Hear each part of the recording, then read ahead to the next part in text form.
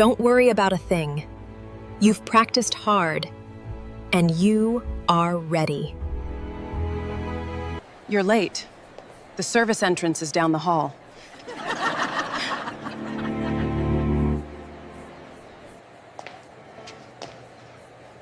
I think it's time for you to go.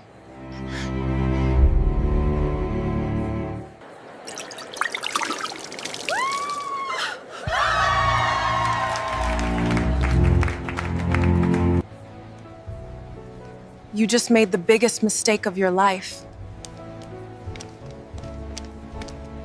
Ayanna Price had the kind of presence people understood on purpose. She was 39, tall and long-limbed, brown person, sharp cheekbones, and a strong runner's build that made every movement look deliberate. She wore her hair in thick shoulder-length twists, usually swept to one side to reveal a clean-shaved temple on the left. There was nothing flashy about her. No diamonds, no loud labels, no desperate need to prove anything. Most days, she wore clean sneakers, fitted trousers, and simple gold hoops. She carried hers like a woman who had already survived worse than anyone in the room could imagine. And that was exactly why certain people hated her. Because calm women are dangerous. The night they humiliated Ayanna happened at the Marquette Center for the Arts, one of the most elite youth conservatories in Atlanta. The building was all glass walls, polished black stone, and donor names engraved in gold near the entrance. Wealthy families loved the place because it made them feel cultured. Ambitious parents loved it because it gave their children status. And social climbers loved it because it was the kind of place where you could wear a gown, hold a champagne glass, and pretend you were better than everybody else. Ayanna was there for one reason only. Her daughter, Laila, 14-year-old Laila Price, was one of the most gifted young cellists in the city. She was lean and elegant like her mother, with deep brown skin, long waist-length braids, and round glass that made her look quiet until she stepped onto a stage. Then she came something else entirely. Focused, fierce, untouchable. Music was one place where Laila forgot what her father had done to their family. That night was special. Laila had been selected to perform a solo at the conservatory's annual Founders Gala, a huge event attended by donors, board members, local media, and the kind of people who smiled for cameras while ruining lives behind the scenes. Ayanna had spent the whole afternoon helping Laila get ready.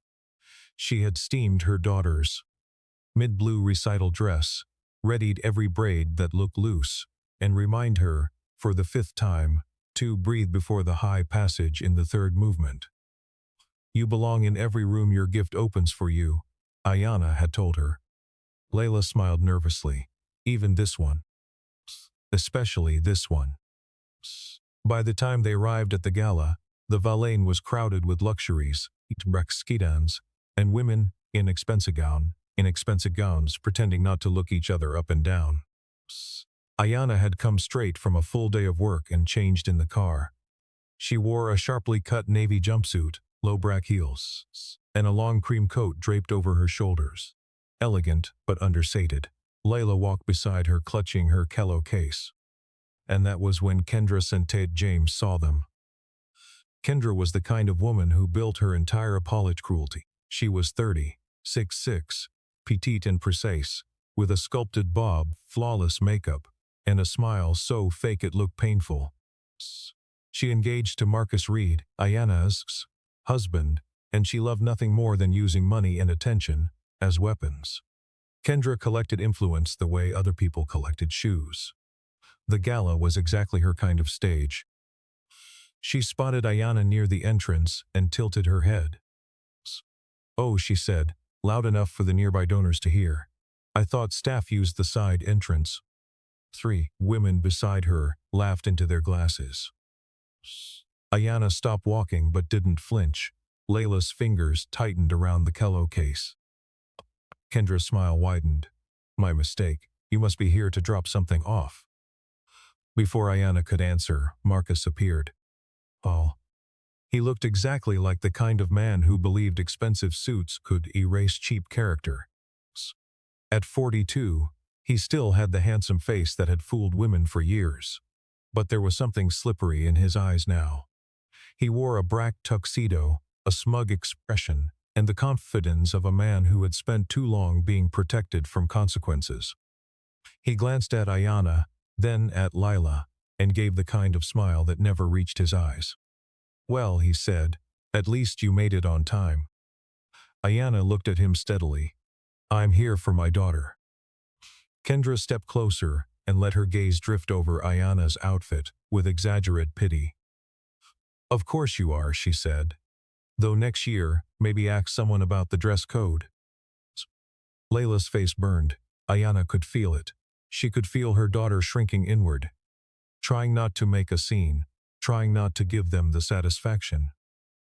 That alone near broke something inside her. But Ayanna had learned a long time ago that some people wanted your anger more than your silence. Your anger gave them a performance. Your silence gave them fear. So simply said, "Move." Kendra blinked. She clearly wasn't used to being spoken to that way. "What did you say?" "I said move. My daughter has a performance." Nearby guests stopped talking and started watching. People always watch when they sense humiliation in the air. It was entertainment to them. Kendra smiled again, but this time the mask slipped. "You really should remember where you are." Then, with one small turn of her wrist, she tipped her champagne glass. The pale lick splashed across Ayanna's coat and the polished floor. There was a collective gasp. Kendra stepped back dramatically. "Oh no, what a mess." One of the donor wives covered her mouth, pretending surprise. Then Kendra looked directly at Ayanna and said, "Since you're already dressed so simply, maybe you can help clean it up before someone slips." That was the moment the room changed. Laila froze. Marcus said nothing. Not one person stepped in. Ayanna looked down at the stain on her coat, then back up at Kendra. Her face stayed calm, but her eyes turned cold enough to stop traffic. "You just made the biggest mistake of your life," she said quietly. Kendra laughed. "Is that a threat?" Ayanna said, "It's a warning." Kendra immediately lifted her voice. "Security!" Two guards started toward them. Marcus leaned closer to Ayanna and lowered his voice. "Don't do this here. You are embarrassing Laila." Ayanna stared at him in disbelief. "Embarrassing her?" He gave her that familiar look, the one he used whenever he wanted to twist reality until it protected him. "You always do too much." Ayanna almost laughed, because there it was, the same cowardice that had ruined their marriage. The same weakness that had made him abandon his family for status, money, and a woman who thought cruelty was elegance. Layla's eyes filled with tears, and that was the only thing that mattered. Ayanna reached for her daughter's shoulder and said, "Go backstage, baby. You're still going to perform." Laila hesitated. "Mama." "Go." One of the music assistants rushed over and guided Laila away. Ayanna watched until her daughter disappeared through the curtains. Then she turned back to the room. The security guards had arrived. Kendra folded her arms. Marcus looked annoyed, not ashamed. Ayanna slowly removed her stained coat and handed it to the nearest server, who looked horrified by what she just witnessed.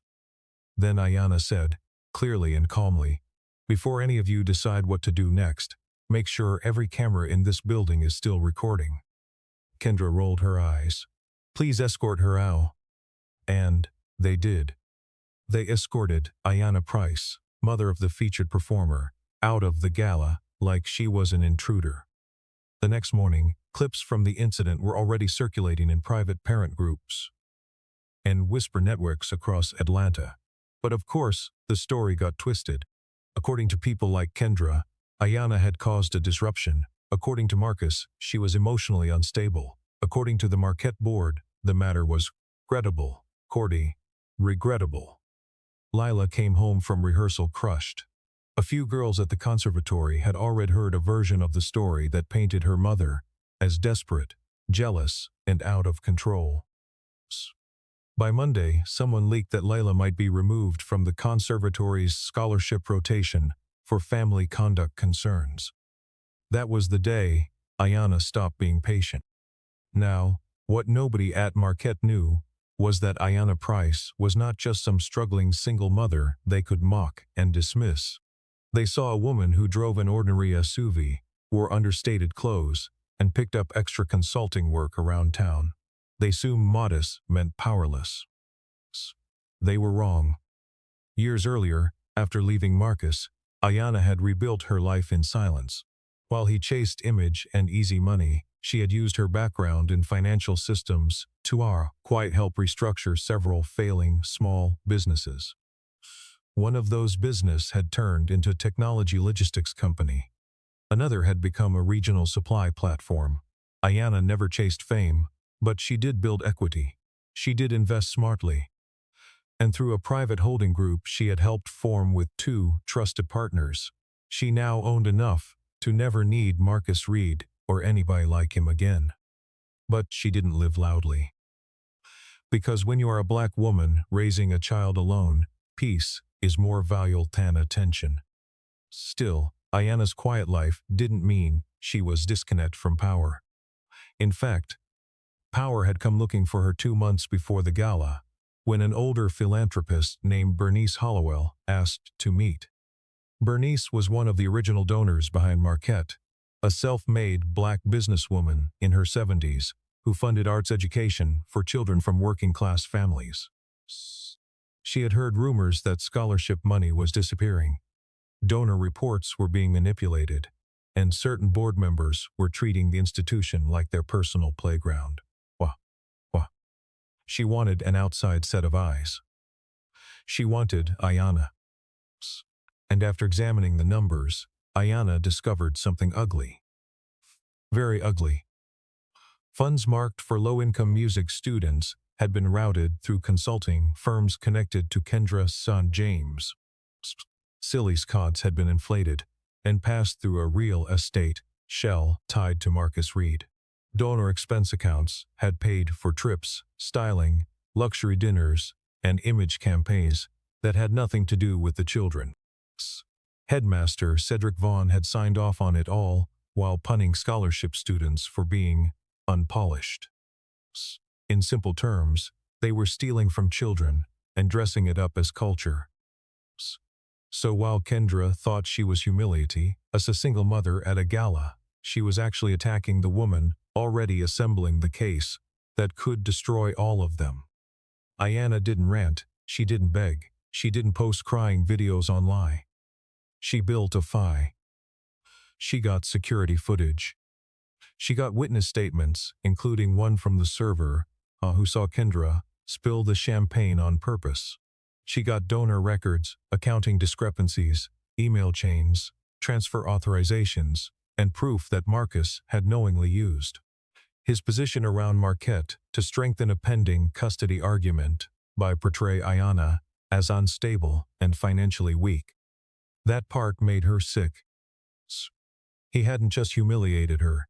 He had used their daughter's school, their daughter's gift, and their daughter's future as part of a social strategy. There are some betrayals so low they stop feeling personal and start feeling evil. Marcus had reached that point. For the first time in weeks, Laila saw something new in her mother. Not rage. Decision. You don't have to fight them because of me, Laila whispered one night while Ayanna sat at the dining table with folders spread around her laptop. Ayanna looked up. Baby, I'm not fighting them because of you. Laila frowned. I'm fighting them because people like that count on girls like you staying grateful while they disrespect your mother. And I need you to understand something now, while you're still young. Anybody who asks you to shrink so they can keep their power was never on your side to begin with. Layla's eyes welled up, but this time it wasn't from shame. It was from recognition. The following Friday, Marquette held an emergency donor officially. It was to address concerns and reaffirm confidence in the institution. Unofficially, it was a cleanup operation. Kendra planned to dominate the room. Marcus planned to smooth everything over. Cedric Vaughn planned to blame misunderstandings and move on. They had no idea the summit was about to become their funeral. The ballroom was packed. Board members, patrons, parents, local reporters, and major donors filled the room. There was a low hum of gossip everywhere. People had heard something was happening, but no one knew exactly what. Kendra arrived in a fitted ivory suit with a jeweled collar. Marcus wore charcoal silk and false confidence. Cedric Vaughn stood near the stage, sweating behind a professional smile. Then the doors opened, and Ayanna walked in. This time, there was no cream coat and no understated exhaustion from a long workday. This time, she came as herself. She wore a tailored plum suit that fit her like it had been made from discipline itself. Her twists were pinned high, showing the clean line of her jaw and the shaved temple that made her look sharper, stronger, almost untouchable. A slim gold cuff circled one wrist. Her heels clicked once across the marble, and somehow that single sound silenced half the room. Beside her walked Bernice Hollowell, and behind them came two attorneys, a forensic accountant, and a compliance officer from the state. Kendra's face changed first. Marcus changed second. Cedric Vaughn went pale. A whisper moved across the room like wind over dry grass. Ayanna did not left or right. She walked straight to the stage. The event coordinator, visibly nervous, took the microphone and said, "Ladies and gentlemen, before we begin, we would like to acknowledge a major transition at the Marquette Center for the Arts. Effect. Ayanna Price chairs emerge president chair of the Merges Oversimittee of the new Trust and Trust, funding this institution." For 3 full seconds, nobody breathed. Then the room erupted in confusion. "What?" Bernice took the microphone next. Her voice was calm and heavy with authority. "After a formal review of Marquette's financial records, I withdrew my support from the current administration and moved to protect this institution through an independent trust. Ms. Price led that review. She will now present the findings." So, like she might. Marcus stared at Ayanna as if he were seeing her clearly for the first time in years, and realizing too late that he had mistaken silence for weakness. The screen behind her came alive. At first it showed donor totals, scholarship allocations, and vendor payments. Then it started highlighting discrepancies, large red circles, dates, transfers, shell companies. At first, consulting invoice, duplicate reimbursements, expense reports, signatures. Then came the names. Kendra sent James. Marcus Reed. Cedric Vaughn. One gasp after another tore through the room. Ayanna's voice was even, but every word landed like a hammer. For arts scholarship support were diverted entities or entities controlled affluent members of this board and their associates. The children of working families were used as marketing props, while resources for them were spent on vanity, image management, and private gain. The next slide showed screenshots of emails. One from Kendra calling scholarship mothers unsuitable for donor visibility. One from Marcus discussing how Ayanna's appearance could support a narrative of instability in an upcoming custody review. One from Cedric instructing staff to manage complaints and protect high-value families.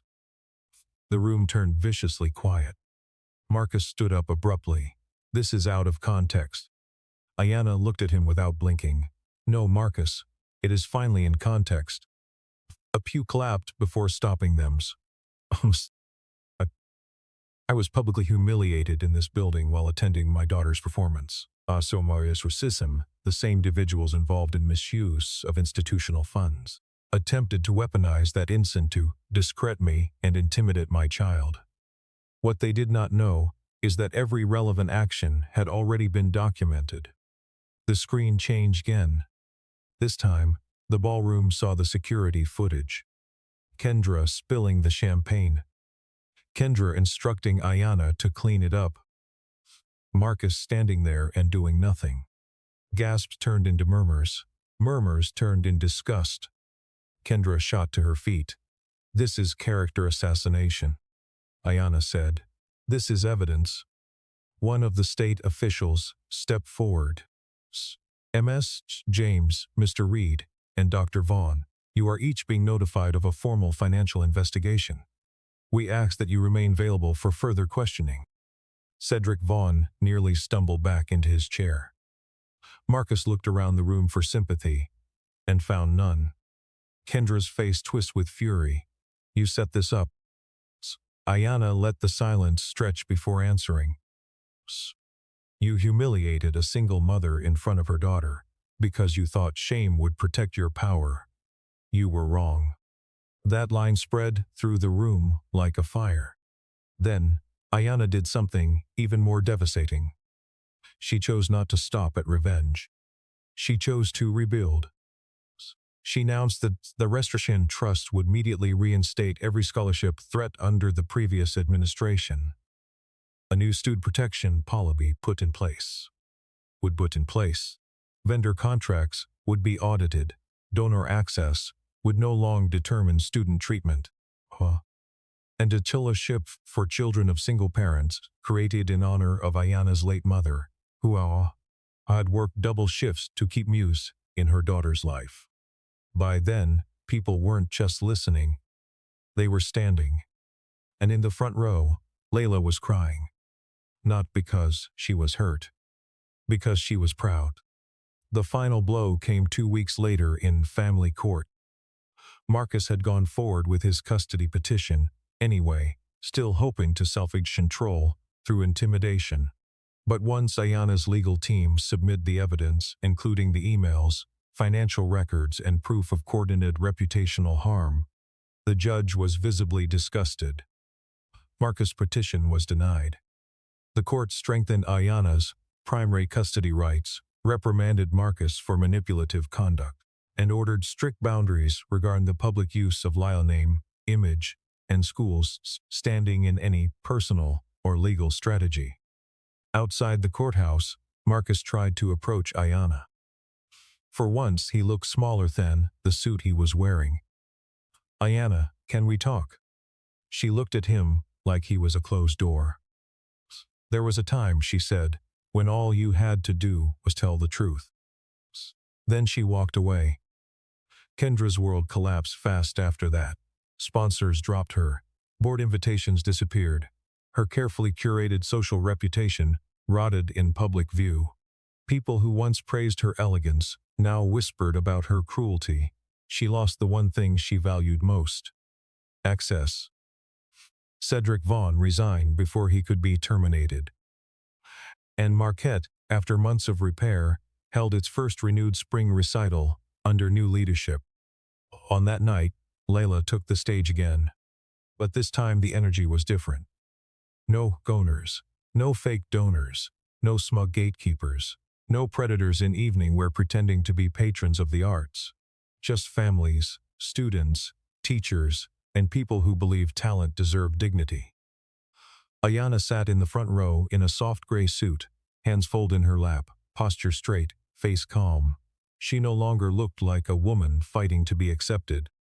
She looked like what she had been all along: a force. When Laila began to play, the room fell silent. Every note sounded like healing.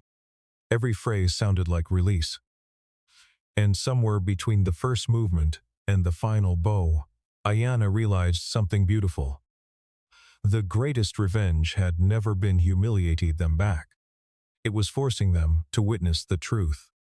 That the woman they tried to belittle had more discipline than their money, more class than their social circles, and more power than all their stage prestige combined.